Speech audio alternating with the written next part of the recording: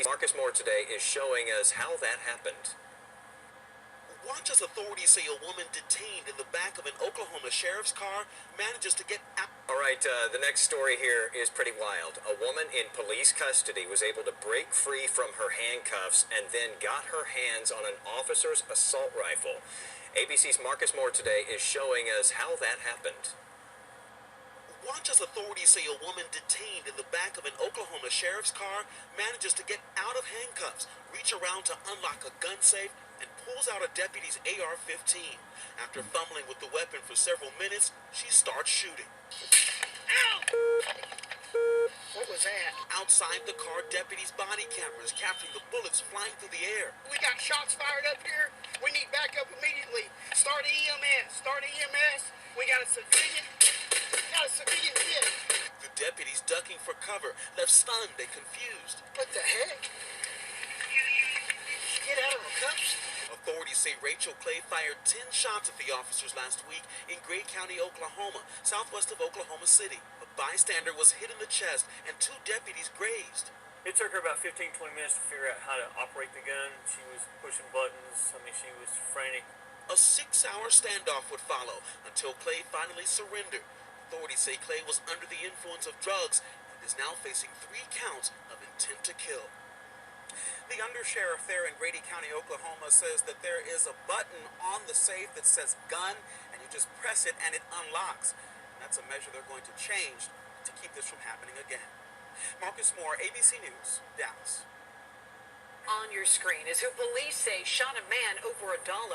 The victim did survive, but has a long road to recovery. NBC6 reporter Amanda Placencia has more on this brazen crime and how police caught up to that suspect. There's been an arrest in this violent robbery that was over $1, and now surveillance video is giving us some clues as to what went down.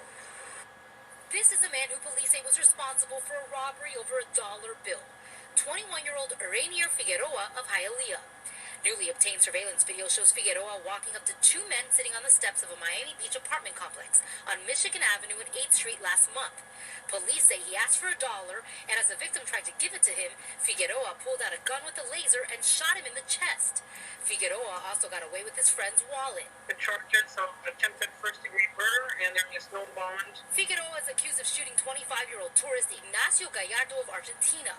Gallardo was in a medically induced coma. He is now stable in the hospital, but he has a long road ahead of him. We were able to arrest this dangerous man, provide just a little bit of closure for his family. Figueroa was put in handcuffs Thursday afternoon at the Extended Stay America in Miami Springs. This happens to be the same hotel where police gunned down Jamie Robles earlier this week. Robles was the second suspect connected to a robbery that led to the shooting death of Miami-Dade police detective Cesar Echeverri.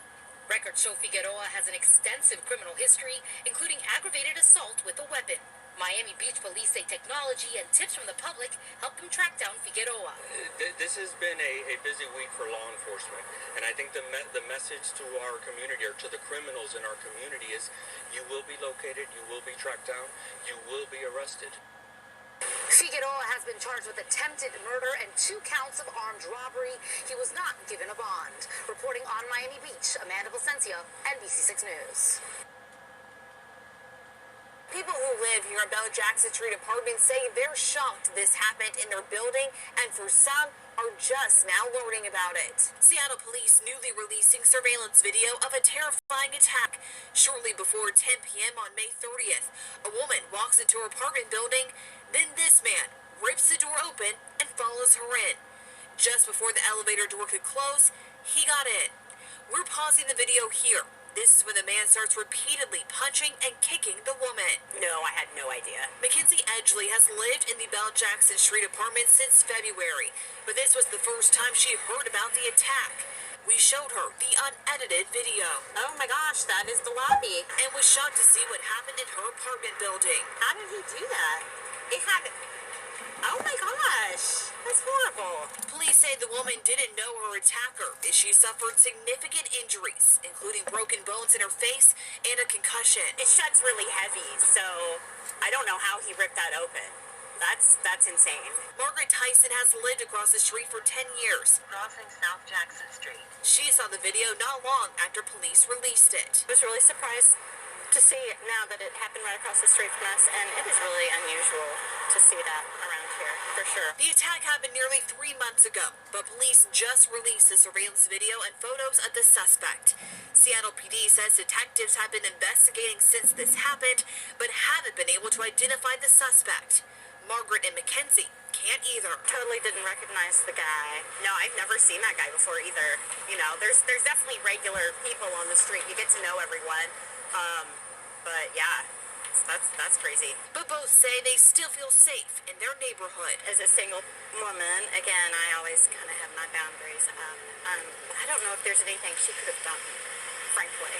So you just got to keep watchful all the time.